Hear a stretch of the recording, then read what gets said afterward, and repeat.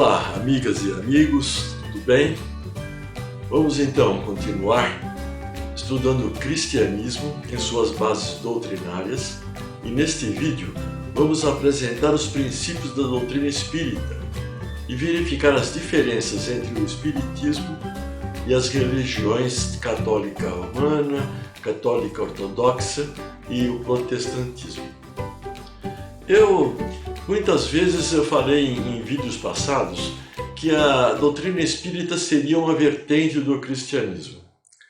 Mas na verdade trata-se de um conceito não muito adequado, discutível mesmo, pois existe um abismo intransponível de divergência doutrinária entre essas religiões, entre o espiritismo e o cristianismo histórico.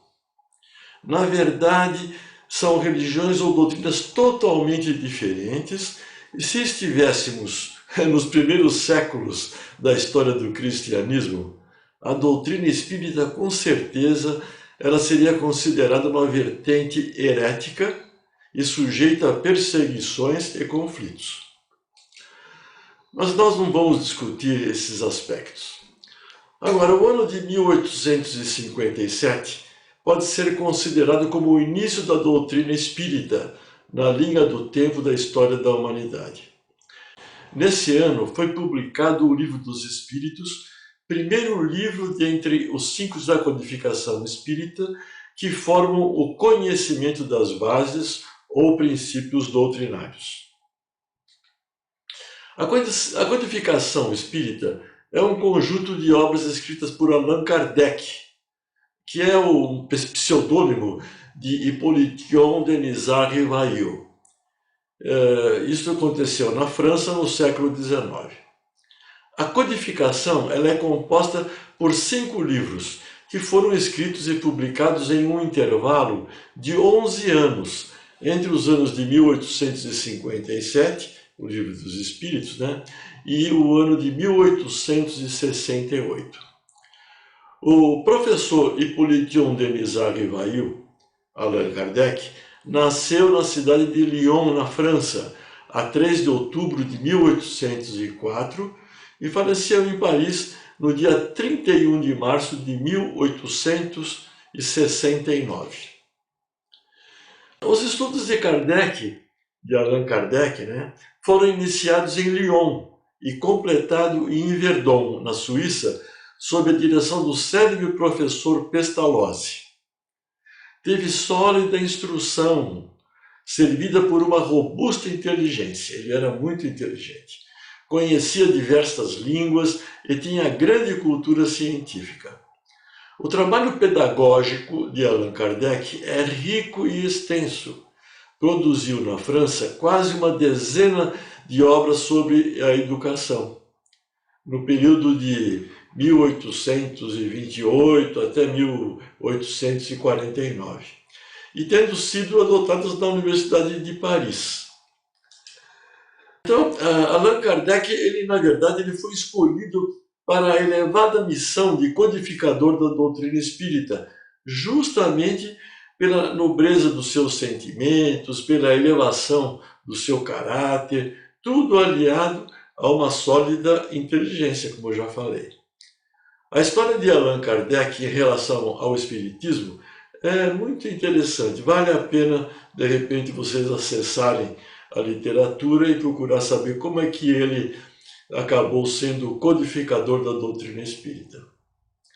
A partir do instante em que se dedicou aos estudos dos fenômenos de intervenção dos espíritos, no ano de 1855, portanto 2 anos antes do Livro dos Espíritos, até o ano de 1869, ele trabalhou de forma intensa e incansavelmente, tendo produzido o acervo fundamental da doutrina espírita.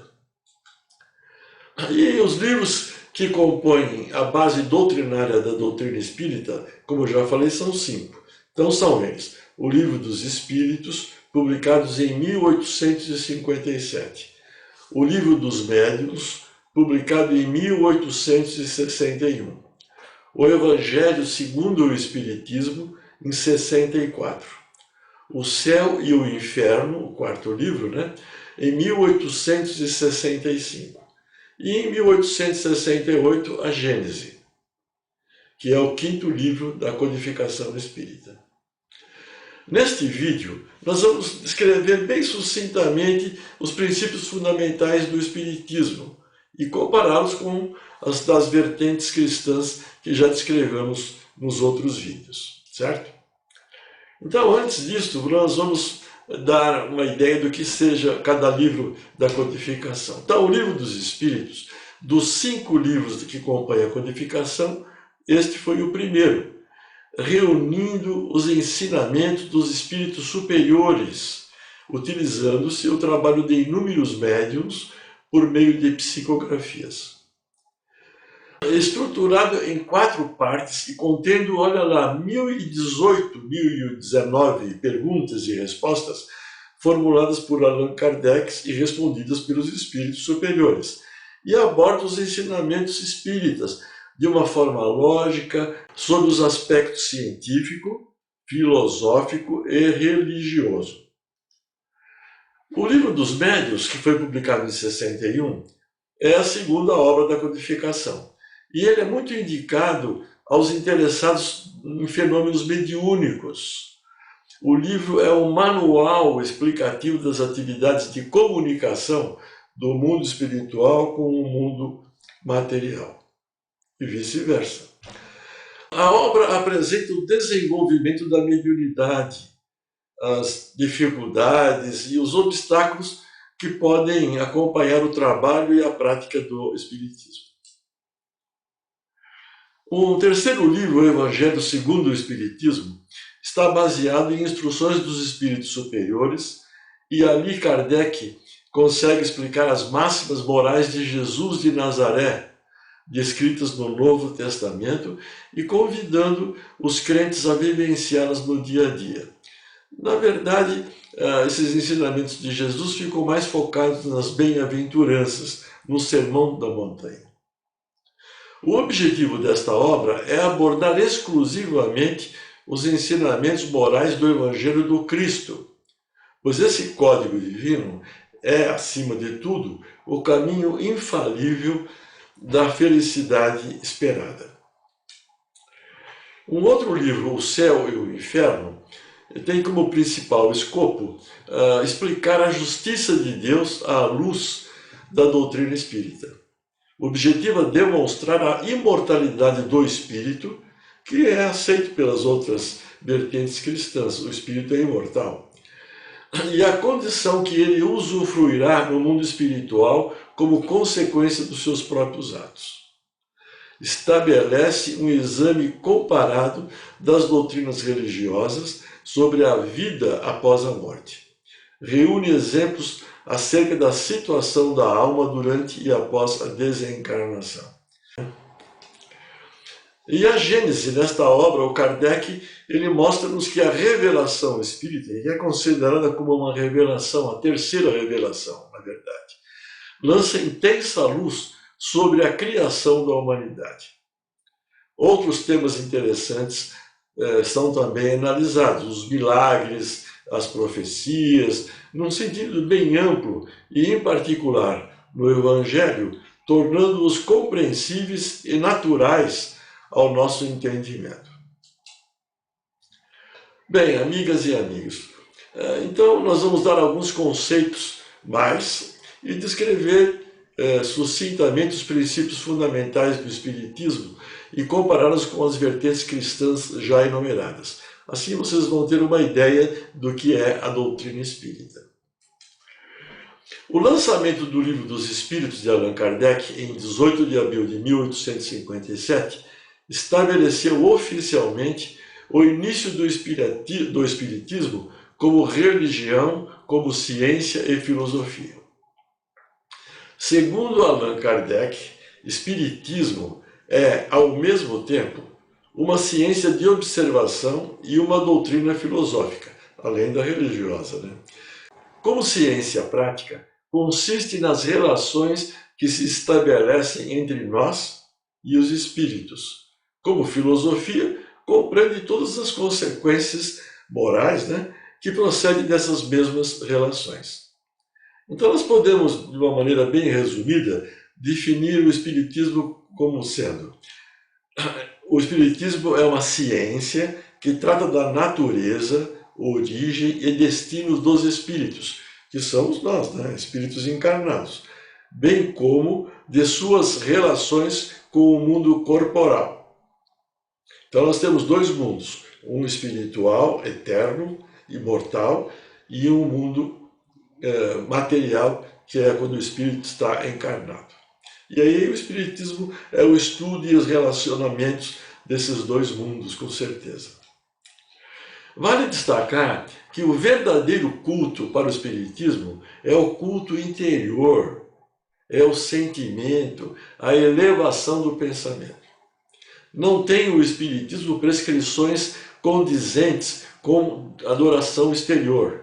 Não é o objetivo do Espiritismo. A doutrina espírita faz sentir que o homem, quanto mais espiritualizado, menos necessita de exteriorizações para render culto a Deus. Jesus já falava: quando eu quero orar, conversar com o Pai, eu devo entrar em secreto num recinto e em secreto conversar com o Pai. Vocês lembram dessa passagem no Novo Testamento? Bem, então vamos aos princípios fundamentais do Espiritismo, vamos nominar cada um deles. Então, nós vamos resumir em 8 princípios. Primeiro, Deus. Segundo, existência e sobrevivência do Espírito. 3, reencarnação. 4, lei de evolução. São princípios fundamentais do Espiritismo. Quinto, comunicabilidade dos espíritos com o mundo material. Sexto, pluralidade dos mundos habitados. Sétimo, corpo físico, perispírito e espírito. E oitavo, os ensinos morais dos espíritos superiores, que podem ser sintetizados como os do Cristo, na prática do amor e do desapego material, que foram os ensinamentos de Jesus. Simples assim. É a prática do amor e o desapego material. Naturalmente, dentro dos limites característicos da nossa evolução, da nossa inserção nesse universo de Deus, na parte material ou espiritual. Então nós vamos agora falar um pouquinho sobre cada princípio, apenas para vocês se situarem comparativamente com as outras vertentes cristãs.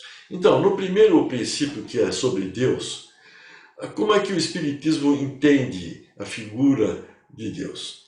Deus é a inteligência suprema, causa primária de todas as coisas. Deus é eterno, é imutável, é imaterial, único, todo-poderoso, soberanamente justo e bom.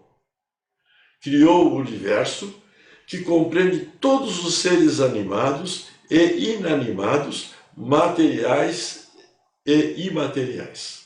Esse é o Deus da doutrina espírita. Não tem nada a ver com aquelas 3 pessoas das vertentes cristãs. O segundo princípio é sobre a existência e sobrevivência do espírito. Então, os seres materiais, como nós aqui nessa terceira dimensão, constituem um mundo visível ou corporal.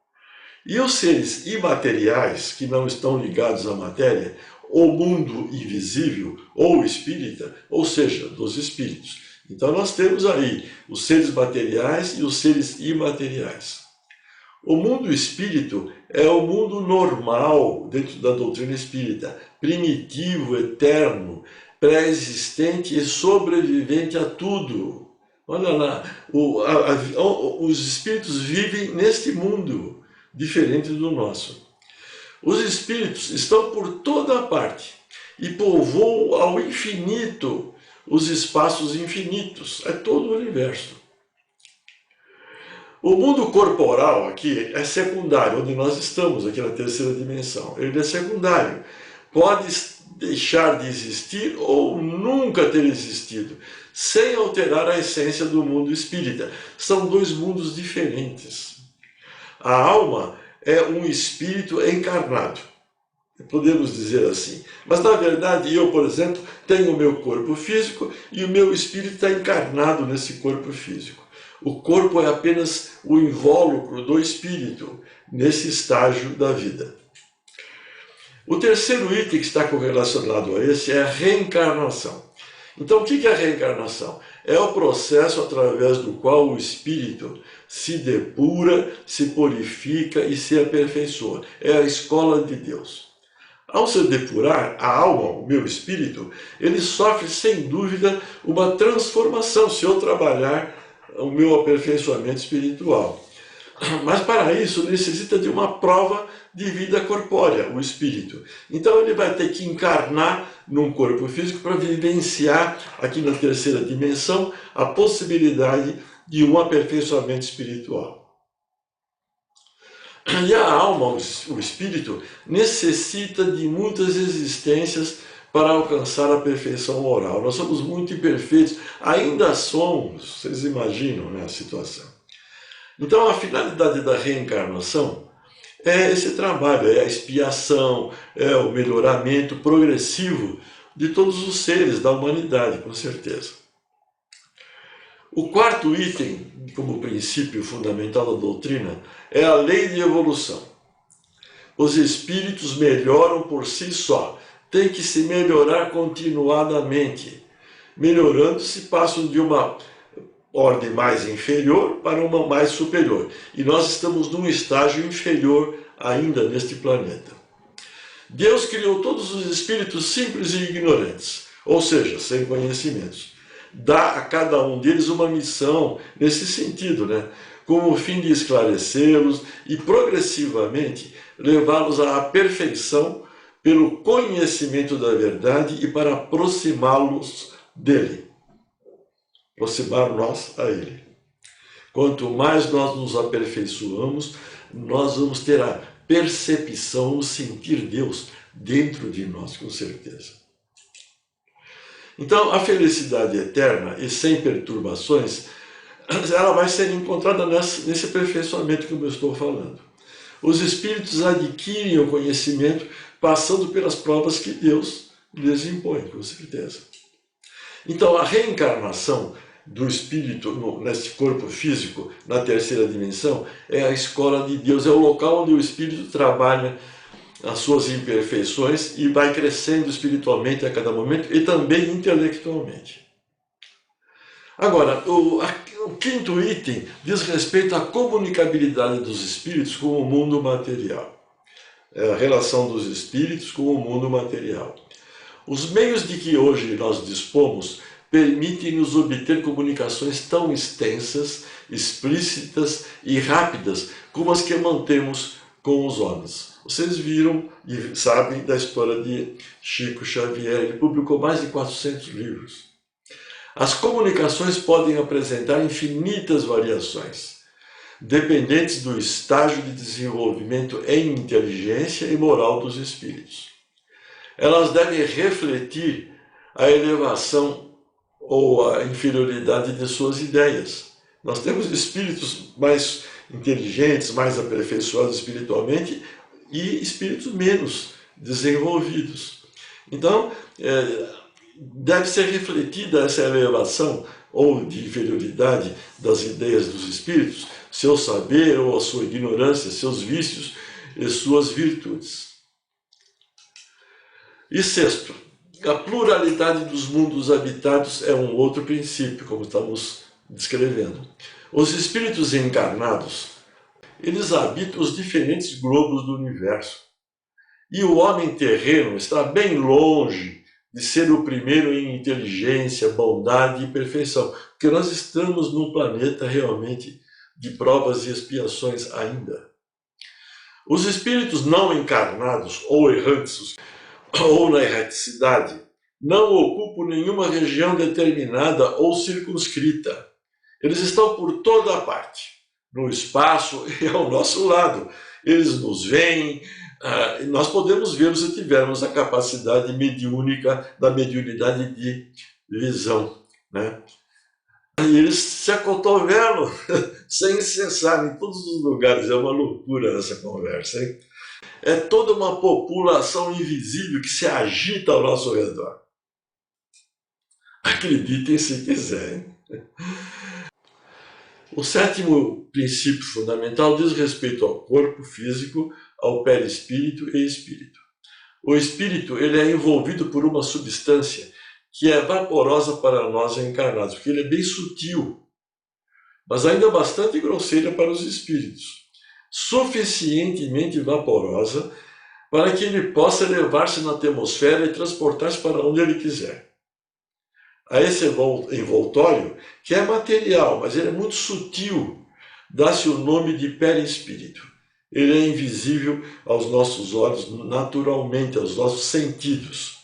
Naturalmente, quem tem uma capacidade de mediunidade, de vidência, ele pode ver o espírito, não o espírito em si, mas a aura desse espírito, que é o perispírito, como nome dentro da doutrina espírita. Nós podemos ter essa possibilidade de observar a aura do corpo físico de uma pessoa, que envolve esse corpo físico, mas na verdade é o meio de ligação entre o espírito e o corpo físico.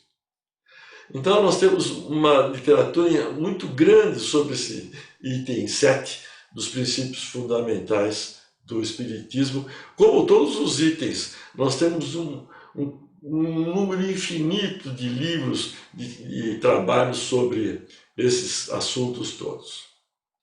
Estou fazendo apenas um resumo para apresentar este vídeo. Bem, amigas e amigos, agora nós vamos destacar algumas diferenças entre a doutrina espírita e as vertentes cristãs, de uma maneira bem geral. Entre o espiritismo e o cristianismo histórico, considerando-se as religiões, então, católica romana, a ortodoxa e a protestante, existe um abismo intransponível de divergência doutrinária.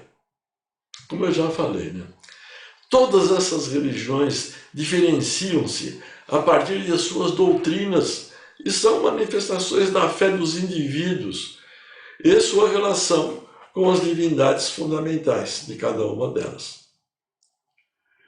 Geralmente, as bases doutrinárias das religiões estão em textos considerados sagrados. Vimos que a Bíblia é o texto sagrado para o cristianismo, assim como para o judaísmo é a Torá. Para o islamismo é o Alcorão. E para a doutrina espírita são os 5 livros da codificação escritos por Allan Kardec e ditados pelos espíritos superiores a partir da comunicação ou de comunicações mediúnicas, como já falamos. Então, já temos aí uma diferença entre essas vertentes cristãs, se é assim que podemos dizer. Outra grande diferença refere-se à constituição da Santíssima Trindade das religiões cristãs.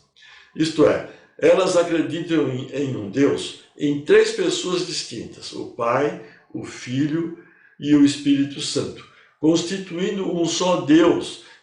Isto nas doutrinas, no protestantismo, na ortodoxa e na romana, né? Enquanto que na doutrina espírita há a crença num só Deus, único, independentemente de Jesus e do Espírito Santo. Já vimos na definição do primeiro princípio fundamental. É diferente. Na verdade, são todas religiões monoteístas, né? Só que com conceitos diferentes da constituição de Deus, se é que nós possamos dar essa definição. Ainda, uma outra diferença fundamental se dá quanto à pessoa de Jesus, que está inserido nessa nossa conversa. Os cristãos creem que Jesus é verdadeiramente o Filho unigênito de Deus, a segunda pessoa da Santíssima Trindade, o Deus encarnado. Enquanto que a doutrina espírita nega esta verdade fundamental da fé cristã, afirmando que Jesus de Nazaré, o Cristo, foi um espírito puro, não há muita definição, né? Mas foi um espírito puro, ou poderíamos dizer um mensageiro de Deus, um profeta. Os islâmicos eles falam que Jesus é um profeta de Deus. Ou podemos dizer que seja um mestre do petit comité de Deus. Olha o que eu estou falando, hein? Vocês lembram dos arianos que não consideravam Jesus como Deus nos primeiros tempos do cristianismo? Lembram dos unitários que também aceitam Deus como um Deus único, independentemente da Santíssima Trindade. Então, os conceitos são os mais diversos. Eu tenho o meu conceito de Deus. Acho que no próximo vídeo nós vamos falar um pouquinho sobre isso aí. Nós podemos citar uma outra diferença que diz respeito à constituição do ser humano, como já estamos descrevendo, né? Nas religiões cristãs, ortodoxa, romana e protestante, a criatura é constituída pelo corpo físico e por uma alma ou espírito e só. Na doutrina espírita, aceita-se a criatura formada pelo corpo físico, pelo espírito e por um corpo de energia, que é material, que une o espírito ao corpo físico, quando o ser estiver encarnado. E quando não estiver encarnado, o espírito, portanto, tem seu espírito e o seu envoltório fluídico inerente. Então, o espírito, agora, ele utiliza o próprio envoltório fluídico, a aura, em suas andanças pelo universo. E é por meio deste fluido, ou dessa matéria muito sutil, ele pode agir sobre a matéria. Entenderam? Então eu tenho o meu espírito que é imaterial, tenho o corpo fluídico desse espírito que se une ao meu corpo físico, molécula a molécula, na hora da concepção do meu corpo físico, e ele age sobre o meu corpo físico. Há uma troca, inclusive, de comunicação entre o meu corpo físico e o meu espírito e vice-versa, passando essas informações quânticas a partir desta união fluídica entre espírito e corpo físico. E nós temos os chakras e temos corpos bioenergéticos da constituição desta aura. Nós vamos falar um pouquinho sobre isso, muito embora eu já tenha falado em outros vídeos lá atrás, há meses atrás ou anos. Vocês podem acessar facilmente. Além da crença em um só Deus, as três religiões cristãs e o islamismo advogam sua origem em Abraão, personagem presente no livro da Gênese do Velho Testamento, e por isso são considerados como as religiões abraâmicas. Essas religiões configuram-se ou se consideram como as principais fundamentadas no monoteísmo, no mundo e pilares da cultura ocidental e oriental. A doutrina espírita não advoga tal origem, é diferente a conceituação. Isso mais para frente nós vamos desenvolver. Então, o espiritismo é monoteísta e tem relação com o cristianismo, tendo a figura de Jesus não como o Messias ou um Deus encarnado, mas como um exemplo moral a ser seguido, como um espírito puro. A fé é dentro de um padrão racional e não dogmática. Mostra o caminho para a felicidade, evolução e transformação do ser.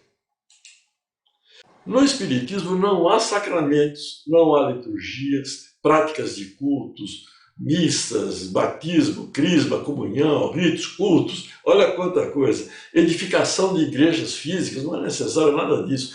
Hierarquias eclesiásticas, sacerdotes, dízimos, extrema-unção, confissão, indulgências, culto a santos, culto à Mãe Maria, penitências e tantas outras cerimônias e práticas do cristianismo histórico. Não temos nada disso no Espiritismo.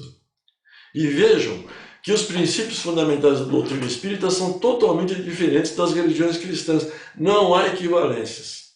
A doutrina espírita crê na evolução permanente da criatura por meio da reencarnação, que pode acontecer em diferentes mundos, dependentes da evolução espiritual, naturalmente. Nós temos mundos mais atrasados, mais primitivos, mundos mais desenvolvidos, mais felizes, com certeza, mais próximos do Deus de todos nós. Eu sempre costumo afirmar, já falei, que a doutrina espírita seria uma vertente cristã, mas na verdade não apresenta as mesmas bases teológicas do cristianismo. Depois do que eu falei, vocês estão entendendo a minha colocação. O Espiritismo adotou apenas os ensinamentos de Jesus nessa história toda, quanto à prática do amor e desapego material, que é a principal mensagem de Jesus, apresentados no Novo Testamento. E eu, inclusive, apresentei já uns 6 ou 7 vídeos sobre Jesus, a mensagem de Jesus. Ele é fundamental na nossa crença. E trata-se Jesus do único elo de ligação entre o Espiritismo e o cristianismo histórico. Eu, na verdade, eu adotei a doutrina espírita porque ela me satisfaz intelectualmente até certo ponto. Mas realmente a religião é cósmica. Não tem nada a ver com todas essas histórias que nós estamos falando aqui em tantos vídeos. Só que nós não temos competência intelectual ainda, espiritual, para compreender isto. Então nós temos que ir levando a nossa vida da melhor maneira possível. Salve-se quem puder. É assim. Agora, vocês já pensaram, se eu fosse um católico romano, que eu tenho uma vida só e vou para o inferno, ou vou para o céu, ou para o purgatório, dependendo da minha conduta, das minhas obras e da graça de Deus também, né? Ou, de repente, ser protestante e ser salvo aos céus, só se for pela graça de Deus. Deus vai ter que ter misericórdia de mim e me aceitar do jeito que eu sou, e aí eu vou para o céu ou vou para o inferno. E vai de corpo e alma, como eu já falei. É uma loucura. No Espiritismo não tem nada disso, né? Como já temos falado. Então vamos continuar. Outro aspecto muito importante, que é o que eu estou falando agora, trata da salvação das criaturas. Vocês já viram os vídeos que apresentamos sobre as igrejas cristãs, né? Históricas, né? É um processo totalmente diferente. Os católicos creem que o Cristo que veio a este mundo e morreu para nos redimir do pecado e nos restituir a graça de Deus, conforme nos ensina a carta de São Paulo aos Efésios. O que é que ele falou? Ele fala, é pelo sangue de Jesus Cristo que temos a redenção, a remissão dos pecados, segundo a riqueza de sua graça que ele derramou profusamente sobre nós. É uma colocação de Paulo, eu respeito isto, mas eu acho que é uma situação complicada para que eu possa ter esse entendimento da vida. Eu acho que na misericórdia de Deus há mais do que só uma vida corpórea e de repente ou eu vou para o céu, ou eu vou para o inferno, e corpo e espírito. Por toda a vida, por toda a eternidade. Que sentido é esse? Isso é um dogma, na verdade. Mas que sentido é esse? Pô. Muito bom. Então, nas religiões cristãs, a salvação diz respeito ao céu e ao inferno, não é mesmo? Como eu estou falando, né? A crença é que há uma só vida em corpo físico e depois da morte desse corpo físico, a pessoa é julgada no juízo final e será salva indo para o céu ou para o inferno por toda a eternidade em espírito e corpo físico. Eu estou sendo repetitivo, mas eu estou insistindo nessa conceituação. Essa salvação realmente será bem difícil para todos nós, considerando-se o estágio evolutivo da humanidade atual. Vocês já pensaram quanta gente que vai para o inferno? Acho que até nós, né? Se formos aceitar esse conceito. Então, na doutrina espírita, não há céu ou inferno ou purgatório. Cada pessoa, isto é, cada espírito, vai reencarnando em corpo físico, trabalhando a evolução intelectual e espiritual de forma gradativa.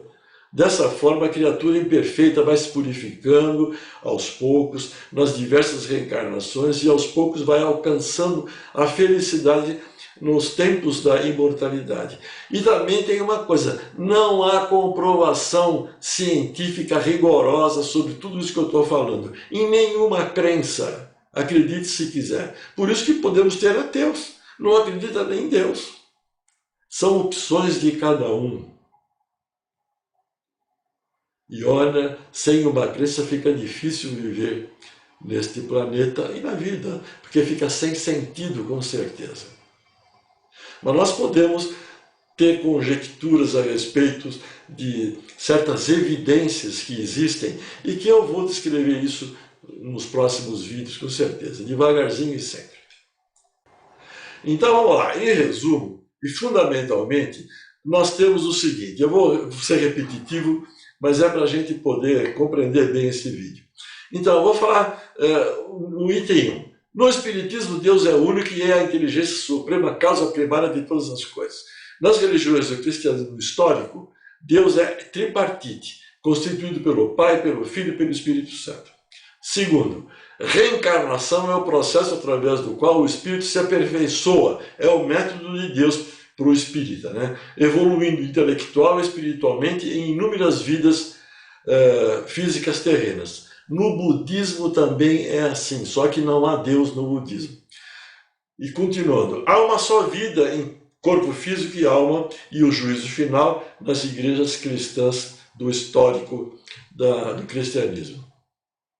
Terceiro, os seres materiais constituem o mundo visível ou do corpo físico, e os seres imateriais, o mundo invisível, ou seja, dos espíritos. O mundo espírito é o mundo espírita é o mundo normal, eterno, pré-existente e sobrevivente a tudo. Há uma só vida terrena em corpo físico e na vida eterna da alma após o juízo final nas igrejas romana, ortodoxa e protestantes.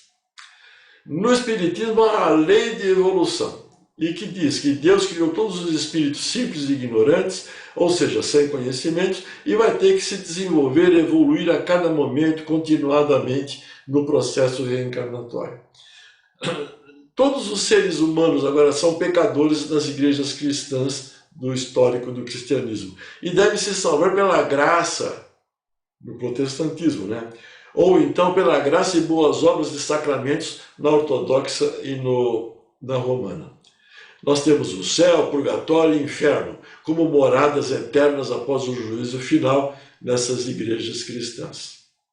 Então, há diferenças enormes entre o espiritismo e a igreja cristã, as cristãs romana, ortodoxa e protestantes.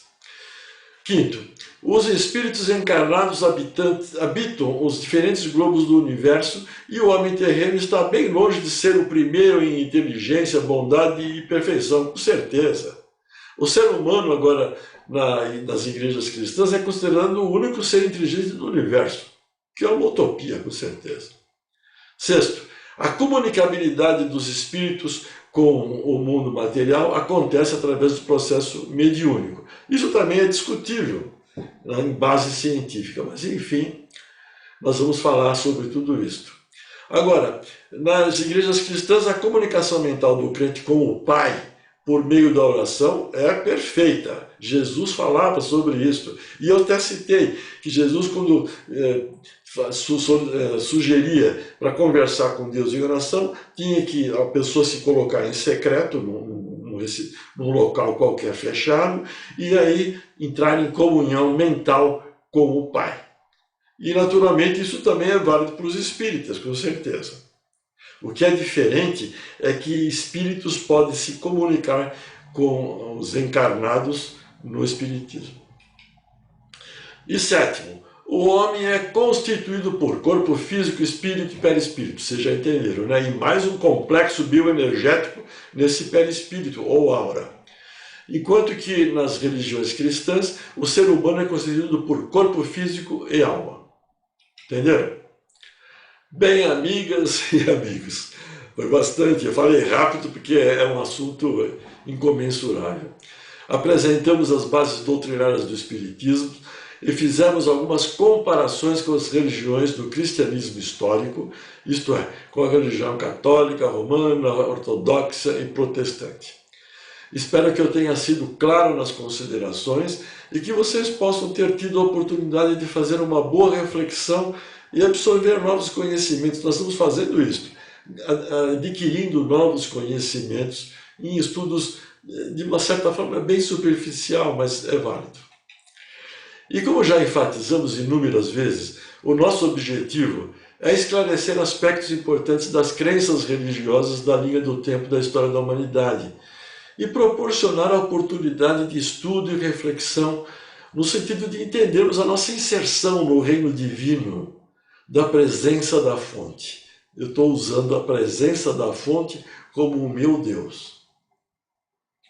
Bem, é evidente que isso será válido somente se adotarmos uma crença uma religião que satisfaça o nosso intelecto, a nossa inteligência, desde que aceitemos as nossas limitações também, pois não temos como comprovar cientificamente, racionalmente, tudo o que há no universo ou ao nosso entorno, ou em nossa história, seja a nível macrocosmo ou microcosmo, que é a ciência quântica. Nós estamos muito atrasados, muito primitivos para compreender tudo. Não há comprovação de nada, por isso que há tantas crenças. E nós temos que escolher uma que satisfaça o nosso intelecto, dentro das nossas limitações, como eu estou falando, não é? Para nós termos um sentido na vida, para termos felicidade. Nós não temos ainda como explicar os fenômenos espirituais e estamos longe até em explicar os fenômenos materiais, a ciência, por exemplo, não é? Na humanidade tudo ainda está se desenvolvendo, na inteligência, na sabedoria, estamos longe da compreensão de tantos fenômenos. Somos ainda muito ignorantes e desta forma resta-nos ficar fazendo conjecturas o tempo todo sobre crenças, sobre a verdade da vida e outros fenômenos. Nós temos que aceitar a nossa ignorância para a gente ser feliz, com certeza, não é? Assim sendo, resta-nos procurar alcançar o bem-estar, o bem viver e um pouco de felicidade no aqui e agora. Enfim, buscar o quê? Um sentido na vida. Eu já atendi muitas pessoas com tendências a suicídio, por não ter sentido na vida. Então as crenças religiosas ajudam muito a gente ficar numa situação mais equilibrada mentalmente, espiritualmente.